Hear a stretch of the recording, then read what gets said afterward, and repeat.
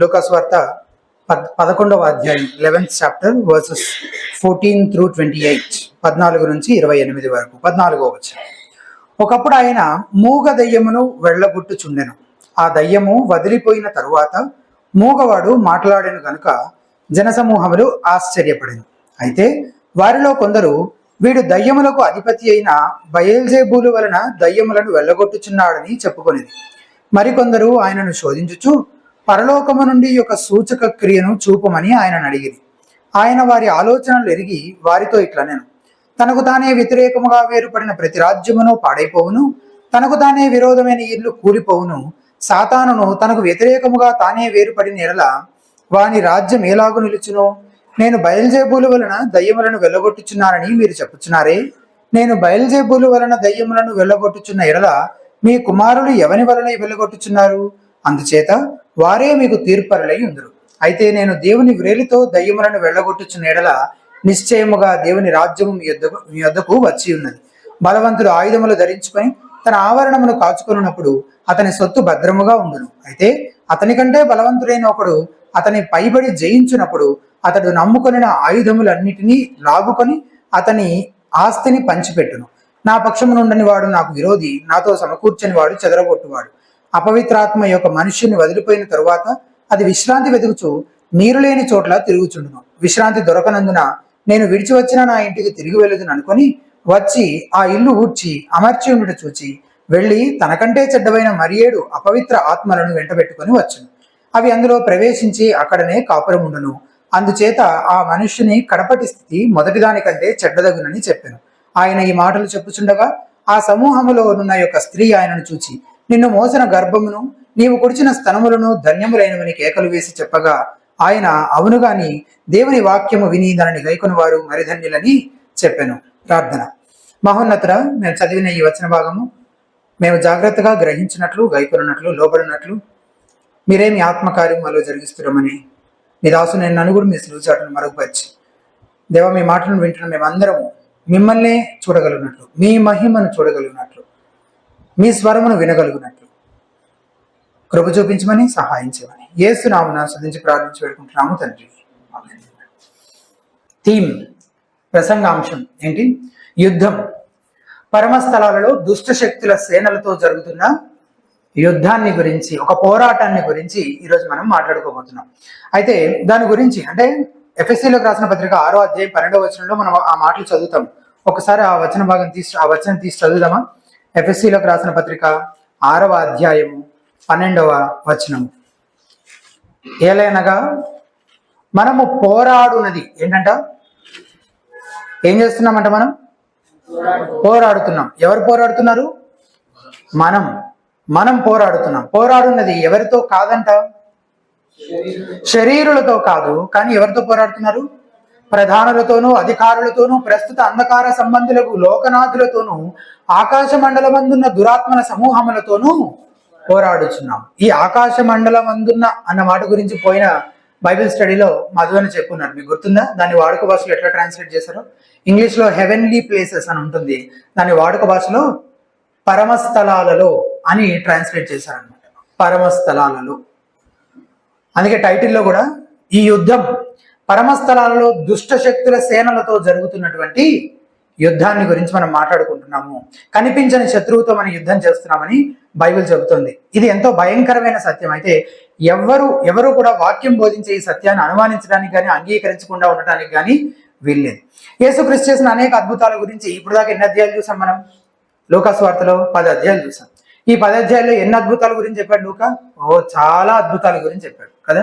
ప్రతి అధ్యాయంలో ఒక అద్భుతం పట్టుకోవచ్చు మనం కదా. మనం చూడగలిగితే ప్రతి అధ్యాయంలో ఏదో ఒక అద్భుతం కనిపిస్తూనే ఉంటుంది మనకి. ఆ అద్భుతాలన్నీ యేసుక్రీస్తు మెస్సియాని, దేవుని కుమారుడని, సాతాను యొక్క శక్తి నుంచి మనల్ని విమోచించడానికే ఈ లోకానికి వచ్చాడని స్థాపిస్తూ ఉన్నాయి. కానీ యేసు అంటే పడని కొంతమంది యూదులు ఏం చేస్తున్నారు? యేసుకు వ్యతిరేకంగా ఆలోచనలు చేస్తున్నారు. ఆ సంగతుల గురించి ఈరోజు మనం మాట్లాడుకోబోతున్నాం. నిజంగా ఎవరికైనా ఏమైనా సందేహాలు ఉన్నాయి, ప్రశ్నలు ఉన్నాయి, యథార్థంగా జెన్యూన్ గా క్వశ్చన్స్ ఉన్నాయి. జెన్యూన్ గానే యేసుప్రభు వారు నిజంగానే మెస్సియానా కాదా, అసలు దేవుని కుమారుడేనా, ఈ శక్తి దేవుని వల్లనే వస్తుందా అన్న జెన్యూన్ డౌట్స్ ఉంటే ఏం చేస్తుండొచ్చు వాళ్ళు?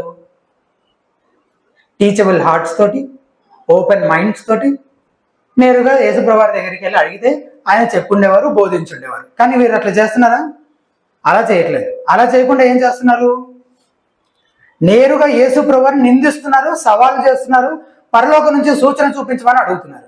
ఇలా చేయడం ద్వారా సాతాను ఎలాగైతే యేసుక్రీస్తును దేవాలయపు శిఖరం నుంచి దూకమని చెప్పి శోధించాడో, అలాగే వీళ్ళు కూడా యేసుప్రభు వారిని శోధిస్తూ ఉన్నారు. వారి మాటలకు స్పందనగా యేసుప్రభు వారు ఇప్పుడు ఒక ఆధ్యాత్మిక యుద్ధం గురించి వివరిస్తూ ఉన్నారనమాట. సో అది మొదటి విషయం మనం ఈరోజు చూడబోతుంది. ఒక ఆధ్యాత్మిక యుద్ధం, రెండే సైనిక శిబిరాలు. అది మొదటిగా మనం చూడబోతున్న విషయం. 14వ వచనం నుంచి ఉన్న వాక్య భాగం మళ్ళీ ఒకసారి చదువుతాం చూడండి. ఒకప్పుడైనా మూగ దయ్యమును వెళ్ళగొట్టుచుండెను. ఆ దయ్యము వదిలిపోయిన తరువాత మూగవాడు మాట్లాడాను కనుక జనసమూహంలో ఆశ్చర్యపడెను.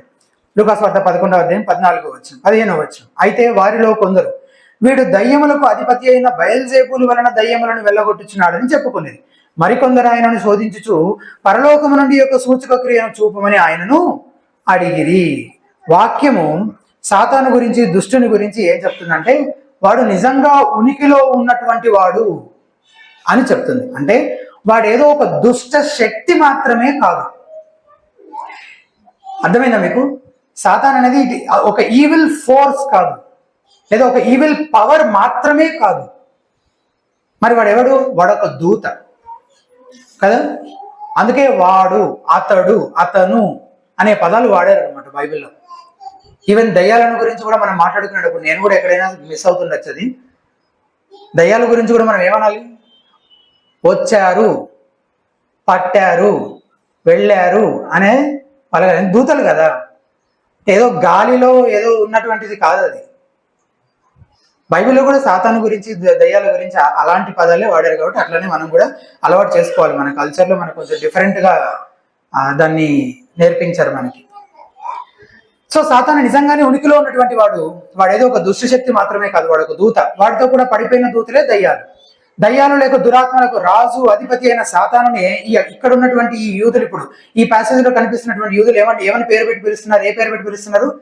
బయల్జెబూలు అని అంటున్నారు కదా. అంటే బయలు దేవతకు సంబంధించినటువంటి వ్యక్తి అనేటువంటి పేరు యేసుక్రీస్తు దినాల్లో సాతానికి ఈ పేరు ఎక్కువగా వాడేవారట. సాతాను వాడి దూతలు మానవాళికి హాని చేయాలని, వాళ్ళకి నష్టం కలగజేయాలని పనిచేస్తున్నారు. సాతాను నిన్ను ద్వేషిస్తున్నాడు, నీ పట్ల భయంకరమైన ప్రణాళిక కలిగి ఉన్నాడు. తన పోలికలో చేసుకున్న మనిషి ద్వారా తాను మహిమ పొందాలని దేవుడు ఉద్దేశిస్తుంటే, సాతాను మాత్రం మనుషులు పాపాన్ని ప్రేమించి పాపంలోనే మునిగి తేలుతూ జీవించాలని, తద్వారా దేవునికి ఏమాత్రమూ మహిమ రాకూడదని వాడి దూతలు ఉద్దేశిస్తున్నారు.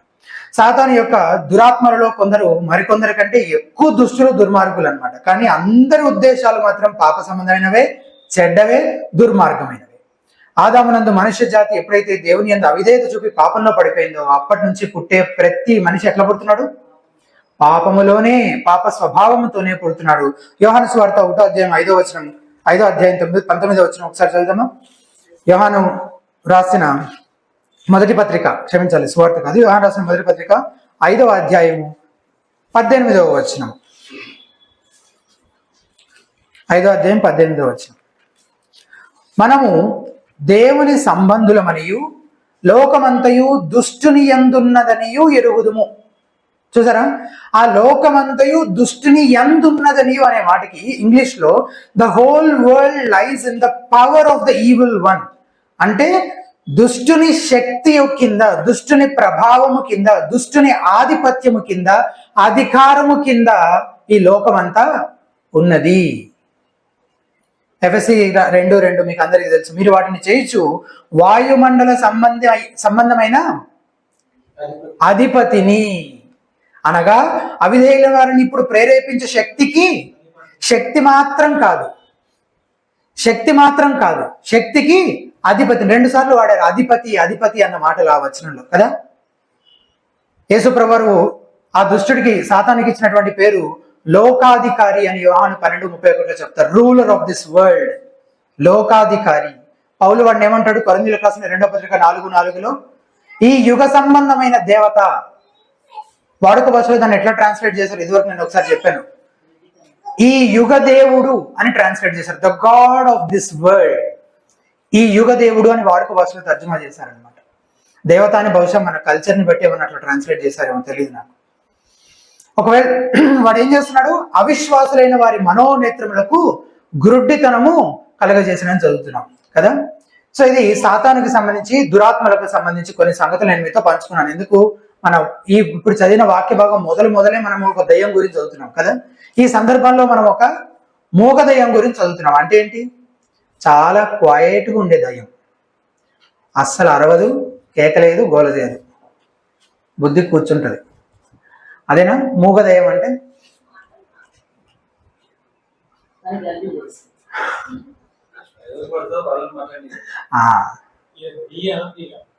కరెక్ట్. మూగ దయ్యము.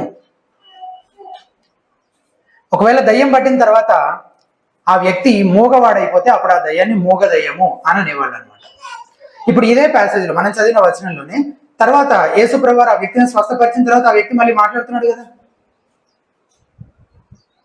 సో అతనికి వచ్చిన ఆ మూగతనం అంతా ఎవరి వల్ల, ఆ పట్టిన దయ్యం వల్ల కలిగింది కాబట్టి ఆ దయ్యాన్ని మూగ దయ్యం అని అన్నారు. మత్తయి 12:22లో కూడా అప్పుడు దయ్యం పట్టిన గుడ్డివాడును మోగవాడును నైనా 12:22 ఒకడు ఆయన యొద్దకు తేబడిను, ఆయన వారిని స్వస్థపరిచినందున ఆ మూగవాడు మాటలాడు శక్తియు చూపును గలవాడు ఆయను. బహుశా దీనికి పేరు పెట్టాలంటే ఏం పెట్టచ్చు,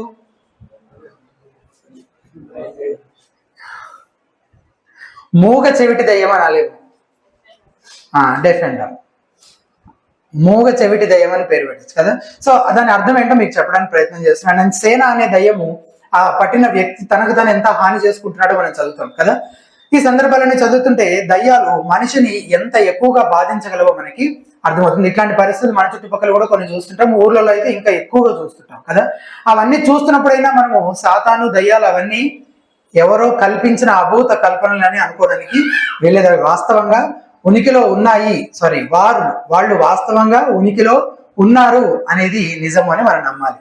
వాడు ఈ భూమిపై ఉనికి కలిగి ఉన్నాడు అనేది సత్యం. కొన్నిసార్లు కొంతమంది చూడడానికి చాలా మంచి వాళ్ళకులాగా కనబడుతుంటారు. కనిపించరా? అట్లీస్ట్ పైకి కనిపిస్తారు కదా, చాలా మంచి వాళ్ళకిలా కనిపిస్తారు. వారిని చూస్తే అసలు వాళ్ళు సాతాను అధికారం కింద, వాడి శక్తి ప్రభావాల కింద ఉన్నారని అస్సలు అనిపించదు. దేవుని నమ్ముకోలేదు, అలాగనే సాధారణ సంబంధాలని అని అనలేమేమో అని అనిపిస్తూ ఉంటుంది కొంతమందిని చూస్తుంటే. కానీ బైబిల్ చెప్తున్నటువంటి సత్యము, there is no neutral zone. అటు కాకుండా ఇటు కాకుండా మధ్యస్థంగా ఉండే స్థితి ఏది లేదు. కానీ సాతాను ఈ విషయంలో అనేకులను మోసగిస్తూ ఉంటాడు. కొందరి గురించి వారు మరీ అంత చెడ్డవారేమి కాదులే, వారేమీ సాతాను ప్రభావం కింద లేరులే అని అనుకునేలా చేస్తూ చాలా మందిని మోసగిస్తూ ఉన్నాడు. కాబట్టి మీరు మోసపోవద్దు. కొంతమందికి ఈ సత్యాలను అప్లై చేస్తున్నప్పుడు మనకు కూడా కొంచెం ఇబ్బందిగా అనిపిస్తుంటుంది. అంటే అది వాళ్ళకు వర్తించదో మళ్ళీ చాలా మంచి వాళ్ళు కదా అన్నట్టు అనిపిస్తుంది. అదొక పెద్ద మోసం, అట్లా మోసపోయేలాగా చేస్తుంటాడు అనమాట వాడు. దయ్యం ఒక వ్యక్తిని ఆవహించినంత మాత్రాన, అతని మూగవాడినో, చెవిటివాడినో, పిచ్చివాడినో, గుడ్డివాడినో చేయనంత మాత్రాన వాడు సాతాను యొక్క దుష్ట ఆధిపత్యం కింద లేడు అని అనుకోకూడదు. యేసుక్రీస్తు వారిని రక్షించకపోతే వారు నిత్య నరకానికి వెళ్ళవలసినటువంటి వారే, వాడి అధికారం కింద ఉన్నటువంటి వారే, వాడికి బానిసలే, వాడి రాజ్య సంబంధులే. దీని అర్థం, సువార్త ప్రకటించిన ప్రతిసారి ఒక యుద్ధం జరుగుతోంది. రెండు రాజ్యాలు, రెండే సైన్యాలు. నువ్వు అయితే దేవుని పక్షంగా ఉండాలి, దేవుని సైన్యంలో, దేవుని సేనతో పాటు దేవుని శిబిరంలో ఉండాలి, లేదా సాతాను పక్షంగా వాడి సైనికుల శిబిరంలో ఉండాలి. సువార్తను తృణీకరించి సాతాను ఆధిపత్యం కిందే ఉండాలి, లేక యేసుక్రీస్తు అతన్ని రక్షించడం వల్ల దేవుని రాజ్యంలోకి చేర్చబడి ఉండాలి. దేవుని రాజ్యంలోకి చేర్చబడి, ఈరోజు ఉదయం అశోకన్న కూడా జ్ఞాపకం చేశారు ఈ మాట. కొలసీలకు రాసిన పత్రిక 1:13 ఉన్న మాటలు అసలు ఎంత బాగున్నాయో ఆ మాటలు ఒకసారి తీసి చదవండి మీరు. కొలసీలకు రాసిన పత్రిక 1:12 ఈ సందర్భానికి సరిగ్గా సరిపోయే మాటలు. కొలసియన్స్ చాప్టర్ 1:13 ఆయన మనలను అంధకార సంబంధమైన అధికారములో నుండి, ఎందులో నుండి? అంధకారములో నుండి ఏం చేశాడు? విడుదల చేసి తాను ప్రేమించిన తన కుమారుని యొక్క రాజ్యవాసులుగా చేసెను. చూసారా? ఈ మధ్యలో ఉండే ఏమైనా ఉందా? ఇంకా మధ్యస్థంగా ఉండడానికి న్యూట్రల్ గా ఏమి లేదు. ఉంటే అంధకారం, లేదా ఆయన రాజ్య వాసులు. నువ్వు ఎవరి శిబిరములో ఉన్నావో, ఎవరి సైన్యములో ఉన్నావో, ఏ రాజ్య వారసునివో, ఎవరి ఆధిపత్యం కింద అధికారం కింద ఉన్నావో ఆలోచించుకోవాలి. ఇంకా ఆలోచిస్తూ ఉండగానే మనం రెండో విషయంలోకి వెళ్దాం. ఇక్కడ మనము కొలసీలకు 1:13 విడుదల చేసి అనే మాట చూసాం కదా. ఎందుకు ఆయనే విడుదల చేయాల్సి వచ్చింది? మనల్ని మనం విడిపించుకోలేమా? ఆ చెరలో నుంచి, ఆ బానిసత్వం నుంచి మనల్ని మనం బయటకి రాలేమా? మనల్ని మనం విడుదల చేసుకోలేమా? చేసుకోలేము. కాబట్టి ఈ రెండో అంశంలో నేను ఇలాగ రాస్తూ వచ్చాను. ఏంటది? యేసుక్రీస్తుకు మాత్రమే సాతాను శక్తులపై సంపూర్ణ అధికారము కలదు. యేసుక్రీస్తుకు మాత్రమే. యేసుక్రీస్తు దినాల్లో చాలా మంది మాంత్రికులు, భూత వైద్యులు, అటువంటి వాళ్ళు చాలా మంది ఉండేవాళ్ళంట. చాలాసార్లు ఫెయిల్ అవుతుండేవి వాళ్ళు చేసే ఎఫర్ట్స్ అన్ని ఫెయిల్ అయ్యి, కొన్నిసార్లు వర్కౌట్ అవుతూ ఉండేవంట. కానీ యేసుక్రీస్తు దయ్యం వదిలించిన ప్రతిసారి పోల్చండి, కంపేర్ చేస్తూ, యేసుక్రీస్తు దయ్యం వదిలించిన ప్రతిసారి ఏమైనా మంత్రాలు చెప్పించాడా? చేతులతోటి ఏమైనా సైగలు చేశాడా? ఏం చేశాడు? మాట మాత్రం చెప్తే దయ్యాలు లోబడ్డాయి, విడిచి వెళ్ళిపోయాయి, పారిపోయాయి. ఆయన ఏ మంత్ర తాంత్రిక విద్యలను, పూజలను ఏమీ చేయలేదు కదా. అంత అద్భుతమైన దైవిక శక్తిని కనపరిచినప్పటికీ అక్కడ ఉన్న కొంతమంది విమర్శకులు ఏమంటున్నారు? ఏవేవో అంటున్నారు కదా. చాలాసార్లు యేసుక్రీస్తుని నమ్మాలంటే కావలసిన ఆధారాలన్నీ చూపెడితే సరిపోతుంది, ఎవరైనా నమ్మేస్తారు అని అనుకుంటారు. కానీ అట్లా జరుగుతుంది అట్లా చాలాసార్లు నిరూపించబడింది. యేసుక్రీస్తు ప్రభువారు నిజంగా చరిత్రలో పుట్టాడని, ఆయన మాత్రమే రక్షకుడని, మరణం గురించి, పునరుద్ధానం గురించి, ఆయన జననాన్ని గురించి, ఇంకా ఆయన శక్తిని గురించి, ఆయన దైవత్వాన్ని గురించి, రక్షణల గురించి అన్ని చెప్పి మీరు కన్విన్స్ చేసే ప్రయత్నం చేయండి, అన్ని ఎవిడెన్సెస్ ముందు పెట్టండి. అయినా కానీ కొంతమంది నమ్మరు. ఆధారాలన్నీ చూపించినంత మాత్రం నమ్మేస్తారని అనుకుంటే పొరపాటే. అలా జరగదు అనడానికి ఇదిగో ఇక్కడ వీళ్ళే మనకి కనబడుతూ ఉన్నారు కదా. ఈ సందర్భంలో మీరు గమనించారా? యేసుక్రీస్తు ఎటువంటి సైగలు ఏవి చేయకుండా కేవలం మాటతోనే దయ్యాలు వెలుగొట్టిన వీళ్ళు నిందించడానికి వీళ్ళు ఏదో ఒక వంక దొరికింది, కారణం దొరికింది. అదే ఆయన కాస్త చేతులు అట్లా అటు ఇటు ఊపినా, లేదా నోటితో ఏదైనా ఊదడం లాంటిది ఏదైనా చేసినా, ఇదిగో ఇక అనుమానమే లేదు, వెనకాల ఎవరున్నారు? బయల్జెబూల్ ఉన్నాడు, ఏదో దుష్ట శక్తి, సాతానే ఇతనికి ఈ శక్తినిచ్చి ఈ అద్భుతాలన్నీ చేసేలాగా ఇతన్ని బలపరుస్తున్నాడు అని ఇంకా గట్టిగా వాదించుండేవాళ్ళు.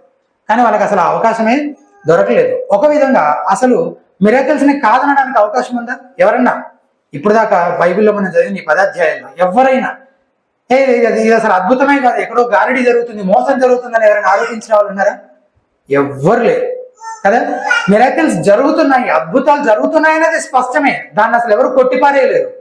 అందరూ వాళ్ళ కళ్ళతో వాళ్ళు చూశారు, విట్నెస్ చేశారు. కాబట్టి దాన్ని కాదనడానికి లేదు. ఇప్పుడు యేసు ప్రభువుని ఏమైనా అనాలంటే ఏమనాలి?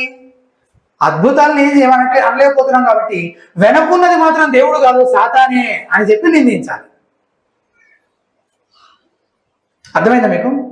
అద్భుతాలు జరగట్లేదని, అవి తప్పని, కాదని అనడానికి లేనప్పుడు వాళ్ళు వెతుక్కున్న మార్గం ఏంటి? వెనకుండి ఆ శక్తిని అనుగ్రహించేది దేవుడు కాడు, సాతానే అని నిందించడానికి వాళ్ళు ప్రయత్నిస్తూ ఉన్నారనమాట. యేసు వారి ఆలోచనలు కూడా ఎరిగినట్టు మనం ఇప్పుడు చదివిన 3 వచనాల్లో మనం చూసాం కదా. ఆలోచనలను కూడా ఎరిగే సామర్థ్యం ఆయనకు ఉంది అని తెలుస్తున్నప్పటికీ కూడా వాళ్ళు ఇంకా ఆయన్ని దేవుడు అని గ్రహించలేకపోతున్నారు. ఎందుకు? ఈ యుగ దేవుడు వారికి ఏం కలగజేశాడు? గుడ్డితనాన్ని కలగజేశాడు. కాబట్టి ఆధారాలు ఎంత స్పష్టంగా ఉన్న వాళ్ళు ఆయన్ని అంగీకరించలేకపోతున్నారు, విమర్శించడానికే కారణాలు వెతుక్కుంటూ ఉన్నారని మనకు అర్థమవుతుంది కదా. సరే, యేసుక్రీస్తు వారి మాటలకు స్పందిస్తే ఏమంటున్నాడు? 17వ వచనం, ఆయన వారి ఆలోచనలు ఎరిగి వారితో ఇట్లనెను, తనకు తానే వ్యతిరేకముగా వేర్పడిన ప్రతి రాజ్యమును పాడైపోవును, తనకు తానే విరోధమైన ఇల్లు కూలిపోవును. సాతానును తనకు వ్యతిరేకముగా తానే వేరుపడిన ఎడల వాని రాజ్యం ఎలాగు నిలుచును? నేను బయల్జేబులు వలన దయ్యములను వెళ్ళగొట్టుచున్నానని మీరు చెప్పుచున్నారే. నేను బయల్జేబులు వలన దయ్యములను వెళ్ళగొట్టుచున్న ఎడల మీ కుమారులు ఎవని వలన వెళ్ళగొట్టుచున్నారు? అందుచేత వారే మీకు తీర్పరులై యుందురు. యేసు ప్రభువారు ఒకవేళ ఆ మాంత్రికులను ఉద్దేశించి ఇక్కడ ఏమంటున్నారు? మీ కుమారులు అనంటే ఎవరు? వాళ్ళే ఆ మాంత్రికులు. వాళ్ళను ఉద్దేశించి ఏమంటున్నాడు? వారు ఒకవేళ దయ్యాలను వెళ్ళగొట్టగలుగుతున్నా, ఒకవేళ వాళ్ళు వెళ్ళగొట్టగలుగుతున్నా సరే, నా మీద చేస్తున్న ఆరోపణ అనేది కాసేపు పక్కన పెట్టండి. మరి ఈ దయ్యాలను వెళ్ళగొడుతున్నామని చెప్పుకునే ఆ సామర్థ్యం మాకుందని చెప్పుకునే మాంత్రికులు ఉన్నారు కదా మీ కుమారులని వాళ్ళని సంబోధిస్తూ, వాళ్ళు ఏ శక్తితోటి ఏ అధికారంతో వాళ్ళు వెళ్ళగొడుతున్నారు అని తిరిగి ప్రశ్నిస్తున్నాడు ఆయన. ఎందుకట్లా ప్రశ్నిస్తున్నాడు? ఎందుకంటే నిజంగా మాంత్రికులైన వారిని పరిసయ్యులు కానీ యూదులు కానీ ఎప్పుడూ గద్దించలేదు, ప్రశ్నించలేదు, సవాలు చేయలేదు. మీరు సాధారణ శక్తి ద్వారానే ఇవన్నీ చేయగలుగుతున్నారని అనలేదు. వాళ్ళనేమి అనకుండా వాళ్ళని అంగీకరించి వారి విషయంలో చూసిచున్నట్టుకుండి యేసుక్రీస్తును మాత్రం ఇలా దూషించడాన్ని బట్టి ఈ విషయంలో ఆ మాంత్రికులు ఆ అధికారులే ఈ అధికారులకు తీర్పరులుగా ఉన్నారు అనే మాట చెప్తున్నాడు కదా. వాళ్ళు నిజంగా చేస్తున్నారు కానీ వాళ్ళని ఏమనట్లేదు. యేసుక్రీస్తు దైవశక్తితో చేస్తున్నాడు కానీ యేసుక్రీస్తుని నిందిస్తున్నారు. యేసుక్రీస్తు ఇంకా మాట్లాడుతూ 20వ వచనంలో ఏమన్నాడు? అయితే నేను దేవుని వ్రేలితో దయ్యములను వెళ్ళగొట్టుచున్న యెడల నిశ్చయముగా దేవుని రాజ్యము మీ వద్దకు వచ్చి ఉన్నది. దేవుని వ్రేలితో అన్న మాట ఉంది కదా, అది యాక్చువల్గా నిర్గమకాండం 8:19 చదువుతాం. కానీ తెలుగులోకి తర్జుమా చేసేటప్పుడు దాన్ని వేరేగా తర్జుమా చేసి కింద ఫుట్ నోట్లో రాశారు అన్నమాట. తీసి చూడండి, నిర్గమకాండము 8వ అధ్యాయం 19వ వచనం. నిర్గమకాండము 8వ అధ్యాయము 19వ వచనం.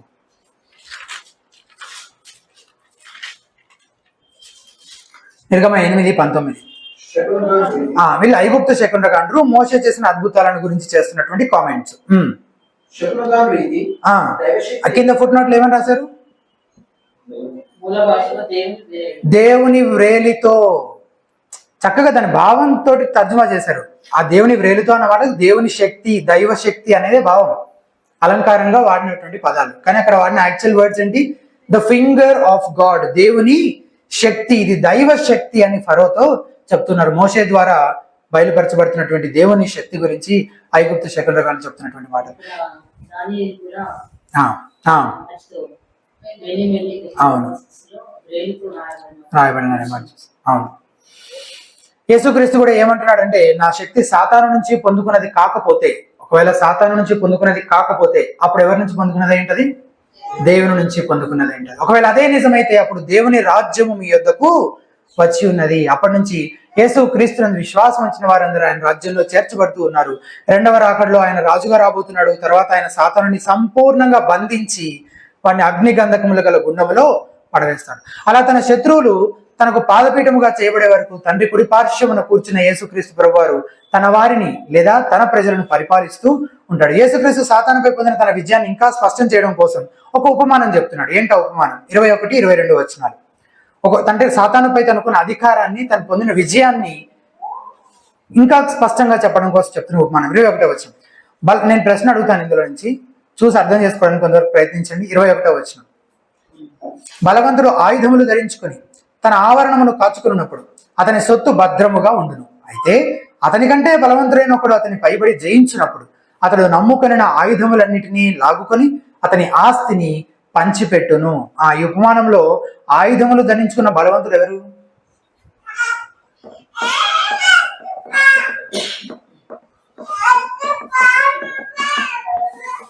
సాతాను అని ఒకరు, దుష్టుడు కావచ్చు అని ఇంకొకరు చెప్పారు.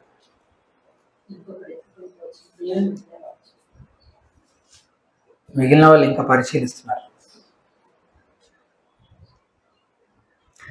బలవంతుడు ఆయుధములు ధరించుకొని, ఆయుధములు ధరించుకున్న బలవంతుడు ఎవరు? చెప్పండి. విశ్వాస సాతానే. వాడి నివాసము అవిశ్వాసుల హృదయాలే. మరి ఇక్కడ చెప్తున్నటువంటి ఆస్తి, అవిశ్వాసులకు ఉన్నటువంటి శక్తి, సామర్థ్యాలు, ఆస్తిపాస్తులు, చదువు, విజ్ఞానం, తెలివితేటలు, తలాంతులు అన్ని అవిశ్వాసులు అందరూ ఏమనుకుంటున్నారు? మావే అనుకుంటున్నారు. కాదు. వాడి యజమాని వాళ్ళకంటే వాటిని ఇంకా చక్కగా వినియోగించుకుంటూ ఉంటాడు అనమాట. వాడి ఉద్దేశాలు ఈ లోకంలో నెరవేర్చుకోవడం కోసం. సాతాను యొక్క పరిపాలనలో ఆ అవిశ్వాసి యొక్క సొత్తు ఎట్లా ఉంచబడిందంట? భద్రంగా ఉంచబడిందని 21వ వచనం చివరిలో చదువుతున్నాం కదా. తన పాపముల చేత చచ్చిన స్థితిలో ఉన్న వాయుమండల సంబంధమైన శక్తికి అధిపతి అయిన వాని అధికారం కింద ఉన్న ఆ అవిశ్వాసి తన స్థితిని గుర్తెరగలుగుతున్నాడా? గుర్తెరగలేడు కదా. పాపి తాను మంచివాడినే అని అనుకుంటాడు, చాలా భద్రంగా ఉన్నాను అనుకుంటాడు, తన మంచితనాన్ని అస్సలు శంకించడు, లేక తీర్పు గురించి అసలు భయపడడు. క్రీస్తు అతనికి తాను ప్రత్యక్షపరుచుకోనంత వరకు అంతా సాఫీగా సాగిపోతుంది. ఎప్పుడైతే సువార్త ప్రకటించబడుతుందో అప్పుడు ఏం స్టార్ట్ అవుతుంది? అలజడి స్టార్ట్ అవుతుంది అన్నమాట. సువార్త ప్రకటించబడడం మొదలైతే అప్పుడు మొదలవుతుంది అలజడి. ఈ ఉపమానంలో సాతాను కంటే బలమైన వారు ఎవరో ఇంకొకరు ఉన్నారని చెప్తున్నాడు. ఎవరైనా? 22వ వచనం. అయితే అతని కంటే బలవంతుడైన ఒకడు, ఎవరి ఒకడు? యేసు క్రీస్తు ప్రభువారు కదా. ఎంతమంది ఉన్నారంట అతని పైన బలవంతులైన వాళ్ళు? ఎంతమంది ఉన్నారని బైబిల్ చెప్తుంది? ఒకడే. ఆ ఒకడు యేసు క్రీస్తు ప్రభువారు కదా.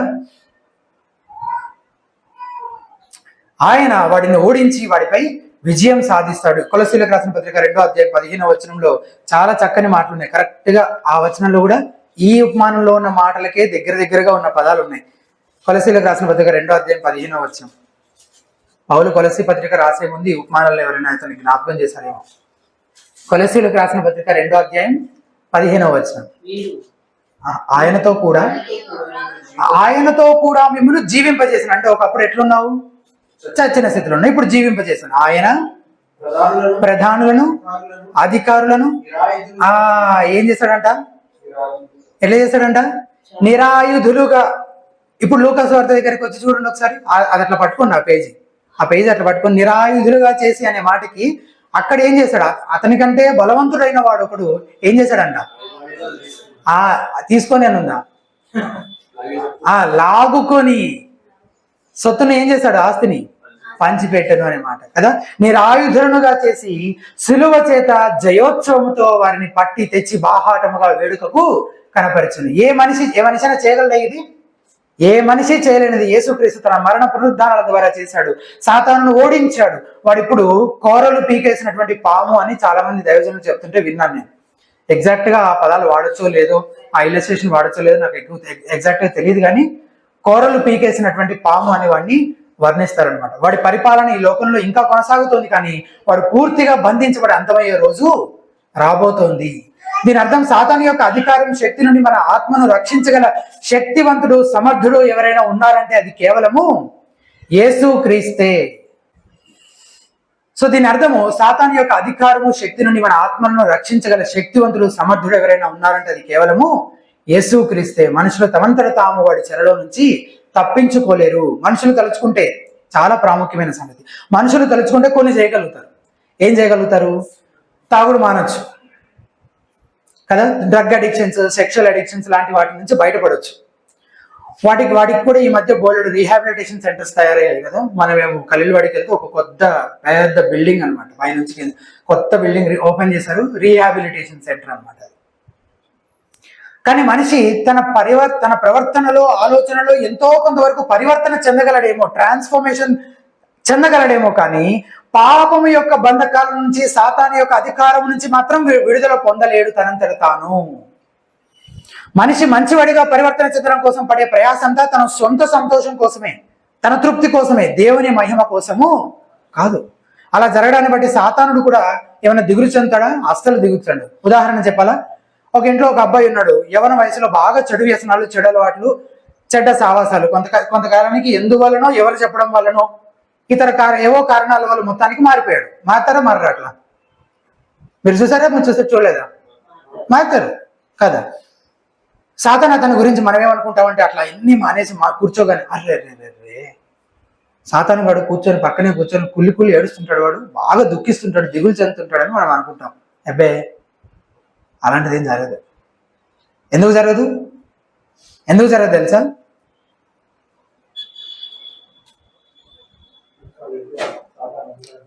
ఆ వ్యక్తి పాపము నుంచి విమోచన పొందనంత వరకు, తన వాడి అధికారం కిందే ఉన్నంత వరకు వాడు నరకానికి వెళ్ళేవాడే కదా. ఏదో పైన మార్పులు వచ్చినంత మాత్రాన సాతాను దుఃఖిస్తాడా? అబ్బే, ఎంత ట్రాన్స్ఫర్మేషన్ అయినా, ఎక్స్టర్నల్ బిహేవియర్ వైజ్ గా ఎంత మార్పులు వచ్చాయి, వాడు మనోడే అని ధైర్యంగా ఉంటాడు, వాడు ఏం బాధపడాడు. కాబట్టి వాడు దిగులు చెందడు. పుట్టిన ప్రతి మనిషికి ఉన్న ఒక గొప్ప అవసరత యేసు క్రీస్తు ద్వారా కలిగేటువంటి రక్షణ, పాప క్షమాపణ. ఇప్పటి వరకు మనం ఏం చూస్తామంటే, ఒక ఆధ్యాత్మిక యుద్ధం, 2 సైనిక శిబిరాలు ఉన్నాయి, న్యూట్రల్ జోన్ అనేది ఇది లేదు. అలాగే యేసు క్రీస్తుకు మాత్రమే ఆ సాతాను యొక్క శక్తి నుండి వాడి యొక్క అధికారము నుండి, వారి యొక్క బంధకాల నుంచి, చెర నుండి, ఆధిపత్యం నుంచి, అంధకారంలో నుంచి మనల్ని విడుదల చేయగలిగే సంపూర్ణ అధికారము ఆయనకు మాత్రమే. ఇప్పుడు మన ముందున్న ప్రశ్న, నువ్వు ఎవరి పక్షం? మూడవ విషయము, యేసు పక్షమా సాతాను పక్షమా? 23వ వచనం, నా పక్షమున ఉండనివాడు నాకు విరోధి, నాతో సమకూర్చని వాడు చెదరగొట్టువాడు. మళ్ళీ అదే సత్యాన్ని రిపీట్ చేస్తున్నాడు. There is no neutral zone. కొంతమంది అంటారు గోడ మీద పిల్లిలాగా, నేను ఎవ్వరికి చెందినవాడిని కాదు, నేను యేసుక్రీస్తుని వెంబడించట్లేదు, సాతాను కూడా వెంబడించట్లేదు, నాకు నేనే యజమానిని. ఇట్లా ఎవరు చెప్పారు? ఇట్లా ఎందుకు చెప్తారు? ఇట్లా చెప్తారు? మీకు ఎవరైనా చెప్పారు ఇట్లా? అట్లా ఎవరు చెప్పారు? మరి ఎట్లా చెప్తారు? నేను ఎవరి దగ్గర రూపాయి తీసుకోలేదు, ఎవరికి ఏ హాని చేయలేదు, ఎవరిని ఒక మాట అన్నది లేదు, పడింది లేదు, నా బతికేదే నేను బతుకుతున్నాను అంటే నేను న్యూట్రల్గా ఉన్నాను, నాకు దేవుడు అక్కర్లేదు, పాపంతో కూడా తీర్పు గురించి కూడా నాకు సంబంధం లేదు, నేను న్యూట్రల్గా ఉన్నాను అని చాలామంది క్లెయిమ్ చేసుకుంటారు అనమాట. ఇప్పుడు మీకు ఎవరికైనా ఏమైనా స్ట్రైక్ అయిందో లేదో నాకు తెలియదు, కానీ ఈ మాటలు అయితే చెప్తా ఉంటారు అనమాట చాలామంది. కానీ యేసు చాలా స్పష్టంగా చెప్తున్నట్టు విషయం ఏంటి? యుద్ధ భూమిలో రెండు సైనిక శిబిరాలు ఉన్నాయి, ఒకటి దేవునిది, ఇంకొకటి సాతానుది. నువ్వు ఏదో ఒక శిబిరంలో ఉండి తీరాల్సిందే, నీకు ఆప్షన్ ఏమి? ఈ క్యాంపు కాదు, ఆ క్యాంప్ అనే ఇంకో క్యాంపులో ఉంటావు, ఇంకో క్యాంపు లేదు, రెండే క్యాంప్స్ ఉన్నాయి. ఈ విషయాన్ని యేసు ఇంకాస్త వివరిస్తూ 24, 25, 26 వచనాల్లో ఏం చెప్తున్నాడు చూడండి ఒకసారి. 24వ వచనం, అపవిత్రాత్మ యొక్క మనుషుని వదిలిపోయిన తరువాత అది విశ్రాంతి వెతుకుచు నీరు లేని చోట్ల తిరుగుచుండును. విశ్రాంతి దొరకనందున నేను విడిచి వచ్చిన నా ఇంటికి తిరిగి వెళ్ళదు అనుకుని వచ్చి ఆ ఇల్లు ఊడ్చి అమర్చియునుడు చూచి వెళ్ళి తనకంటే చెడ్డమైన 7 అపవిత్రాత్మలను వెంట పెట్టుకుని వచ్చు. అవి అందులో ప్రవేశించి అక్కడనే కాపురముండును. అందుచేత ఆ మనిషిని కడపటి స్థితి మొదటి దానికంటే చెడ్డదగునని చెప్పాను. న్యూట్రల్ గా ఉండాలనుకునే వారి పరిస్థితి గురించి యేసుప్రభువు ఇక్కడ చెప్తున్నారు. నేను న్యూట్రల్ గా ఉన్నాను అనుకునేవాడు. యాక్చువల్గా ఇట్లా వర్కౌట్ అవుతుంది అంటే ఇది వర్కౌట్ అవ్వదు, ఇది వాస్తవమే కాదు. అసలు ఎలాగోలాగో ఒక వ్యక్తి నైతికంగా బాగా పరివర్తన చెందాడు అనుకుందాం. ఏమయ్యాడు? ఇందాక ఎగ్జాంపుల్ కంటిన్యూ చేస్తున్నాం. ఒక వ్యక్తి ఏమయ్యాడు? మంచోడైపోయాడు, అన్నీ మానేశాడు. ఎలాగోలో ఒక వ్యక్తి నైతికంగా బాగా పరివర్తన చెందాడు అనుకుందాం. ఎన్నో సంవత్సరాలుగా అతన్ని పట్టి పీడించిన దయ్యాలు లేదా వ్యసనాలన్నీ వదిలి వెళ్ళిపోయినాయి. అప్పుడు ఆ వ్యక్తి చాలా సంతోషిస్తాడు.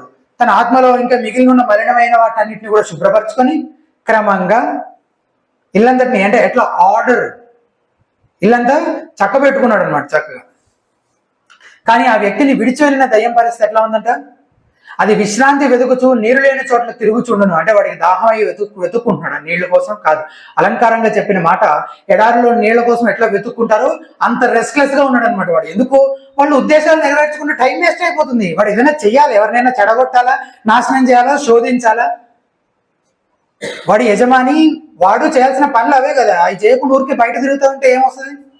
వాడు చాలా రెస్ట్లెస్ గా ఉన్నాడు, వాడు చాలా అని చెప్పడానికి అలంకారంగా చెప్పినట్టు మాటలు అనమాట. వాడు ఏం చేస్తాడు? వచ్చి ఆ ఇల్లు చక్కగా ఊడ్చి అమర్చి ఉండటం చూచి వెళ్ళి తనకంటే చెడ్డమైన 7 అపవిత్ర ఆత్మలను వెంటబెట్టుకుని వచ్చును. అవి అందులో ప్రవేశించి అక్కడనే కాపురం ఉండును. అందుచేత ఆ మనిషిని కడపటి స్థితి మొదటి దానికంటే చెడ్డదగునని చెప్పాను. ఇప్పుడు ఒక ఎగ్జాంపుల్ చెప్తాను మీకు ఇదంతా బాగా అర్థం కావడం కోసం. యవనస్తులు, చాలా మంది యవ్వన ప్రాయంలో రక్షించబడిన తర్వాత అని అనకూడదు. ఎందుకు? నేను చెప్తున్న ఇల్లస్ట్రేషన్ లో వాళ్ళు నిజంగా రక్షించబడలేదు, నిజంగా మారు మనసు పొందలేదు. ఏదో అప్పటికప్పుడు కలిగిన భావోద్వేగాలను బట్టి ఇమోషనల్ గా వాళ్ళు యేసుక్రీస్తు కమిట్ చేసుకున్నారు. నేను యేసుక్రీస్తుని వెంబడిస్తానని తీర్మానించుకున్నారు. సరే, తీర్మానించుకున్నారు. వెంటనే ఒక అన్న లేదా అక్కో మనల్ని నడిపించిన వాళ్ళు ఏం చెప్పారు? తమ్ముడు, చెల్లి, సినిమాలు మాత్రం అస్సలు చూడకూడదు, అవి పాప సంబంధమైనవి, పాపం చేసేలా మనల్ని ప్రేరేపిస్తాయి, అన్నీ పాపమే ఉంటుంది అందులో, అసలు చూడకూడదు అని చెప్పారు. ఇంతకీ ఇతనిలో నిజంగా మారు మనసు అనుభవం ఉందా? ఇతనికి ఉందా? గుర్తుపెట్టుకోవాలి. ఇతనికి నిజంగా మారు మనసు అనుభవం ఉందా? లేదు. అతను అనుకుంటున్నాడు నేను రక్షించబడ్డానని, కానీ నిజంగా రక్షించబడలేదు కదా. సో మానేశాడు. మొత్తానికి అతి కష్టం మీద ఒక 4 రోజులు గడిచింది. ఇక 4 రోజులు గడిచిన తర్వాత వెళ్ళిన దయ్యం ఉంది కదా, వాడు తిరిగి వస్తాడు కదా, ఎటేటో తిరిగి మళ్ళీ వస్తాడు కదా.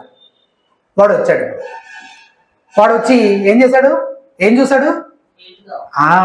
బాగా శుభ్రం, తలుక్కుమని మెరుస్తుంది, అన్ని నీట్గా సర్దేసి ఉన్నాయన్నమాట. అలాంటి వ్యక్తిని చూసి వాడు ఏం చేశాడు? పోయి ఏం చేశాడు? ఇంకా ఇంకా చెడ్డవైన ఎన్ని తీసుకొచ్చాడు?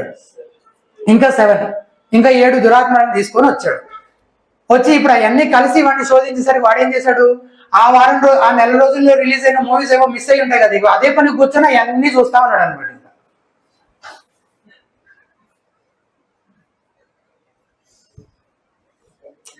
ఈ ఉదాహరణ నుంచి మనం ఏం నేర్చుకోవాలంటే, జేసీ రైల్ అనే దైవజనుడు ఇట్లా అంటాడు, చాలా ప్రాముఖ్యమైన సత్యం.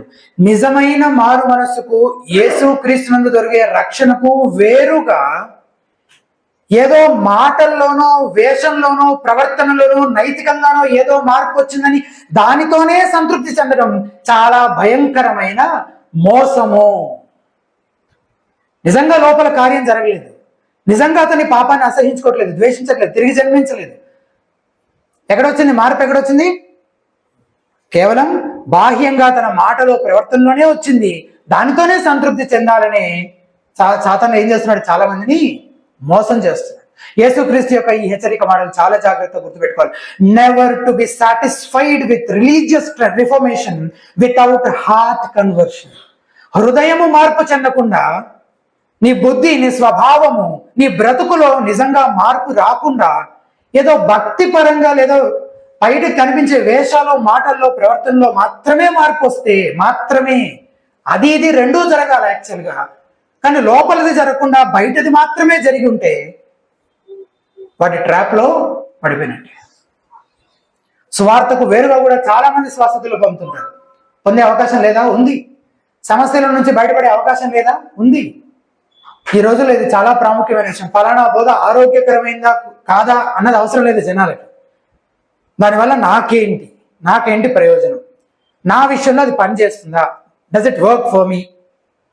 పలానా చర్చి, పలానా భక్తికి సంబంధించిన కార్యకలాపాలు, పలానా పాస్టర్ గారి ఆశీర్వాదాలు లేదా ప్రార్థనలు, నాకేంటి ప్రయోజనం? నాకేది పనిచేస్తుందో, పనిచేస్తుంది అనిపిస్తే అక్కడికే వెళ్తాను, అదే చేస్తాను, నాకు అదే కావాలి.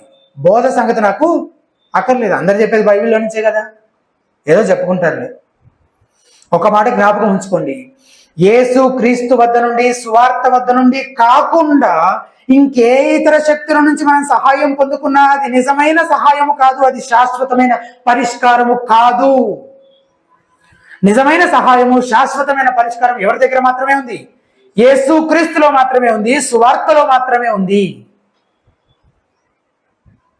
నువ్వు బాగా శుభ్రం చేయబడిన, అన్నీ చక్కగా సర్దబడిన ఇల్లు కలిగి ఉండొచ్చు, కానీ నీ ఆత్మ రూపాంతరం చెంది ఉండకపోవచ్చు. నువ్వు కాస్త శాంతిని, సమాధానాన్ని అనుభవిస్తూ ఉండొచ్చు, కానీ నీ సమస్యల నుంచి బయటపడి ఉండొచ్చు, కానీ నువ్వు నిత్య జీవాన్ని పొందుకొని ఉండకపోవచ్చు. నీ దగ్గర ఖాళీ ఇళ్ళు ఉండొచ్చు, అందులో ఏ దయ్యము ఉండకపోవచ్చు, కానీ తమ పాపముల విషయమై పశ్చాత్తాపడి మారు మనసు పొందిన వారిలో ఉండే పరిశుద్ధాత్ముడు నీలో శాశ్వతంగా నివసిస్తూ ఉండకపోవచ్చు. ఖాళీగా ఉన్నంత మాత్రం నువ్వు రక్షించబడినటువంటి వ్యక్తివి. నీలో పరిశుద్ధాత్ముడు నివాసం ఉండడానికి నీకు శాశ్వతంగా అనుగ్రహించబడ్డాడా లేదా అనేది మళ్ళీ మనం పరిశీలించుకోవాలి. నువ్వు అనుకోవచ్చు, క్రీస్తు లేకుండా కూడా అంతా బానే ఉంది, నా ఆత్మ విషయంలో నాకు భయపడాల్సింది ఏమీ లేదని. నీ అవసరత ఏంటో నీకు ఇంకా సరిగ్గా అర్థం కాలేదు. తన ఎన్నికలో ఉన్న వారిని రక్షించడం కోసం శిలువలో ప్రాణం పెట్టిన, రక్తం కార్చిన ఆ రక్షకుడి దగ్గరికి నువ్వు పరిగెత్తుకొని వెళ్ళాలి అంటే ముందుగా నీ ఆ గొప్ప అవసరత నీకు అర్థం కావాలి. అది బహిరంగ ప్రవర్తనలో మాత్రం వచ్చే మార్పు కాదు, అంతరంగంలో నీ పాపముల విషయమై నీకు కలగాల్సినటువంటి పశ్చాత్తాపము, మారు మనస్సు. అలా చూస్తే నీ మునుపటి స్థితి కంటే ఇప్పుడు నీ స్థితి ఇంకా దుర్లభమైందంట. ఎందుకు? మునుపు ఎన్ని దయ్యాలు ఉన్నాయి? ఇప్పుడు ఎన్ని ఉన్నాయి?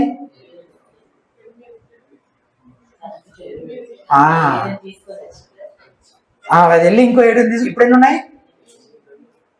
ఇప్పుడు సువార్త చెప్పే వ్యక్తి ఎన్నిటితో పోరాడాలి? 8తో పోరాడాలి. సో కష్టమే, ఈజీనా? కష్టమే. ముందు నీ పరిస్థితి బాగాలేదు కాబట్టి ఇప్పుడు నీకు దేవుడు, రక్షణ అవసరం అనే ఆలోచన కలిగే అవకాశం కొంచెం ఎక్కువగా ఉంటుంది. కానీ ఇప్పుడు ఏమైంది? అంతా బాగైపోయింది, అంతా బాగా చక్కగా ఊడ్చి శుభ్రం అయిపోయింది. ఇక దేవుడితో పనే ఉంది. కాబట్టి ఈ స్థితి మునుపటి స్థితి కంటే దుర్లభమైనది. మరో ఉదాహరణ చెప్తాను మీకు అర్థం కావడం కోసం. ఒక వ్యక్తి సువార్త విన్నాడు, మారుమనసు పొందలేదు ఇంకా, కానీ చర్చికి వెళ్ళాడు, కొంతకాలం పాటు వెళ్ళాడు. ఒక అబద్ధ బోధను నమ్మి వెంబడించాడు, లేక ఒక అబద్ధ బోధకులను నమ్మి వెంబడించాడు. మొదట్లో అంతా బాగానే ఉంది, కానీ కొంతకాలానికి ఏమైంది, ఆ అబద్ధ బోధ లేదా బోధకుని యొక్క అసలు రంగు రూపం బయటపడ్డాయి. అర్థమైపోయింది దానికి. అందులో నుంచి బయటకు వచ్చేసిన తర్వాత అందరి పరిస్థితి ఇలా ఉంటుంది అనట్లేదు, కానీ కొంతమంది పరిస్థితి ఎట్లా అవుతుందంటే మునుపటి కంటే దారుణంగా మారుతుంది అనమాట. ఎట్లా? ఇప్పుడు వాళ్ళు సత్యం ఎవరు చెప్పినా వినరు, నమ్మరు. ఇంకా అసలు దేన్ని నమ్మరు. పాస్టర్లంతా మోసగాళ్ళే అన్నట్టు, క్రైస్తవులంతా వేషధారులే అన్నట్టు, అసలు ఈ భూమిపైన ఈ లోకంలో మనుషుల మధ్య నిజమైన ప్రేమ, యథార్థత, నీతి, సత్యం అసలు లేనే లేదన్నట్టు మాట్లాడుతుంటారు. వాళ్ళు సువార్త అంగీకరించి దేవుని దగ్గరికి నిజంగా రావడము దుర్లభము. అందుకే మునుపటి స్థితే కొంచెం బెటర్గా ఉండేది. ఇప్పుడు ఏమైంది? ఇంకా ఇందాక చెప్పిన మూవీస్ ఎగ్జాంపుల్లో చూడండి. మునుపు అతని స్థితి ఎట్లా ఉంది? నేను పాపిని అని గ్రహించగలిగాడు కదా, వెంటనే సువార్త చెప్పంగానే అట్లీస్ట్ అప్పటికప్పుడు కలిగిన ఇమోషనల్గా అయినా సరే పశ్చాత్తాపడ్డాడు కదా. తర్వాత ఏమైంది? కొంతకాలానికి అన్ని కలిపి ఒక రోజు కూర్చొని చూస్తున్నాడు, అయిపోయిందా? మళ్ళా పశ్చాత్తాపం, మళ్ళీ ఇంకొంతకాలానికి మళ్ళీ అదే ఉండే కొద్ది ఏమైపోతుంది? పాపం అలవాటు అయిపోతుంది, సెన్సిటివిటీ పోతుంది. తర్వాత స్థితి ఇంకా దుర్లభం అవుతూ ఉంటుంది. సువార్త వాళ్ళు అంగీకరించడము, నిజంగా మారు మనసు పొందడము, పశ్చాత్తాపడము ఇంకా ఇంకా కష్టతరం అవుతూ ఉంటుంది. కాబట్టి లూకా యేసుక్రీస్తు చేస్తున్న అద్భుతాలను మనకు చూపిస్తూ మన ముందు ఒక ప్రశ్న పెడుతున్నాడు. ఇంతకీ యేసుక్రీస్తు మెస్సియానేనా, దేవుని కుమారుడేనా, దైవ మానవుడేనా? ఒకవేళ అయితే గనక ఏది ఏమైనా కానీ నువ్వు ఆయననే వెంబడించడానికి తీర్మానించుకోవాలి. శ్రమలు, హింసలు, మరణమే సంభవించినా వెనుదీయకూడదు. ఒకవేళ యేసుక్రీస్తే నిజమైన ప్రభు అయితే, ఆయనకు మాత్రమే సాతాను శక్తులపై సంపూర్ణ అధికారం కలదన్నది వాస్తవమైతే, నువ్వు ఆయనకే నీవు సమర్పించుకోవాలి. అయితే ఈ పని నువ్వు ఎలా చేయగలుగుతావు? ఈ పని? 4వ అంశము, యేసు పక్షాన ఉండడానికి ఏకైక మార్గము దేవుని వాక్యాన్ని విని దానిని గైకొనడము. యేసు ప్రభువారు మాట్లాడుతుంటే ఆ జనసమూహంలో ఒక స్త్రీ ఏమంటుంది? 27వ వచనంలో ఆయన ఈ మాటలు చెప్పుచుండగా ఆ జనసమూహంలో ఉన్న ఒక స్త్రీ ఏమంటుంది? ఆయన చూచి, నిన్ను మోసిన గర్భమును నీవు కుడిచిన స్తనములను ధన్యములైనవని కేకలు వేసి చెప్పగా ఆయన, అవును గాని దేవుని వాక్యము విని దానిని గైకొను వారు మరి ధన్యులని చెప్పాను. యేసు ప్రభువారు మరియా ధన్యురాలు కాదని చెప్తున్నాడా? అవును గాని అంటే నిజమే, అది నిజమే. కానీ మరియ కంటే ధన్యకరమైన స్థితి ఒకటి ఉంది. ఎవరు మరియ కంటే ధన్యులయ్యే అవకాశం ఎవరికి ఉంటుంది? దేవుని వాక్యమును విని దానిని గైకొనుట ద్వారా అంతకంటే ధన్యకరమైన స్థితిలోకి వెళ్ళగలుగుతాం. ఇందాక నువ్వు ఎవరి పక్షం అనే ఒక ప్రశ్న నేను 3వ అంశం అప్పుడు అడిగాను. మీలో చాలా మంది, దాదాపుగా అందరూ, నేను యేసు ప్రభువారి పక్షము అని నీ నోటితో చెప్పొచ్చేమో కానీ అది మాత్రమే సరిపోదు. నేను యేసుక్రీస్తు పక్షము అని నువ్వు నోటితో చెప్పొచ్చేమో కానీ అది మాత్రము సరిపోదు. యేసు పక్షంగా ఉన్నవారు, యేసుక్రీస్తును ప్రభువుగా, రాజుగా, రక్షకుడుగా అంగీకరించి వెంబడించేవారు, ఆయన మాట విని దాని ప్రకారము జీవించేవారు, ప్రవర్తించేవారు, లోబడేవారు అయి ఉంటారు. క్రియల ద్వారా రక్షణ అనే సువార్తను నేను ప్రకటించట్లేదు. దేవుని వాక్యం స్పష్టంగా రక్షణ విశ్వాసం ద్వారా కృపచేతులే అని చెబుతుంది. అలాగే వాక్యం ఇంకా ఏం చెబుతుందంటే రక్షణార్థమైన విశ్వాసము, లోబడే విశ్వాసం అని చెబుతుంది. Saving faith is obedient faith. రక్షణార్థమైన విశ్వాసము, లోబడేటువంటి విశ్వాసం. విధేయత చూపించకుండా విశ్వాసం ఉంది అని చెప్తే అది రక్షణార్థమైన నిజమైన విశ్వాసము కాదు. అంటే రక్షణార్థం కాని విశ్వాసం కూడా ఉందా? ఎందుకు లేదు? దయ్యాలు, సాతాను విశ్వసించట్లేదు, ఆయన రక్షకుడని, విమోచకుడని విశ్వసిస్తున్నారు. ఆయన దేవుడని వాళ్ళు నమ్మట్లేదా? నమ్ముతున్నారు. నకిలీ విశ్వాసం అనేది ఏది లేదా? ఇప్పుడు భ్రమలో ఉన్న వాళ్ళందరూ వాళ్ళు కలిగి ఉన్న విశ్వాసం ఏంటి? అది రక్షణార్థమైందా? కాదు, నకిలీదే. కాబట్టి రక్షణార్థం కానిది నకిలీ అయినటువంటి విశ్వాసం కూడా ఉంటుంది. కానీ నిజమైన విశ్వాసము, రక్షణార్థమైన విశ్వాసము, యథార్థమైన విశ్వాసము ఎటువంటిది అయి ఉంటుందంటే లోబడేటువంటి విశ్వాసం అయి ఉంటుంది.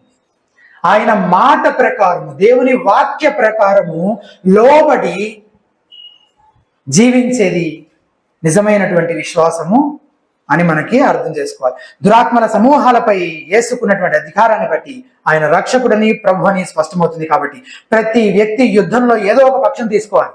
అవునా? ఫస్ట్ చెప్పిన పాయింట్ ఏంటి? రెండు శిబిరాలు ఉన్నాయి. న్యూట్రల్ జోన్ ఏమన్నా ఉందా? సో కాబట్టి ప్రతి వ్యక్తి ఏదో ఒక క్యాంపులో ఉండి తీరాల్సిందే. అయితే దేవుని వాక్యాన్ని విని దానికి విధేయత కనపరచడం ద్వారా నువ్వు యేసు పక్షాన ఉన్నావని నిజంగా నీ జీవితంలో అటువంటి సాక్ష్యం ఉంటే దేవునికి స్తోత్రం.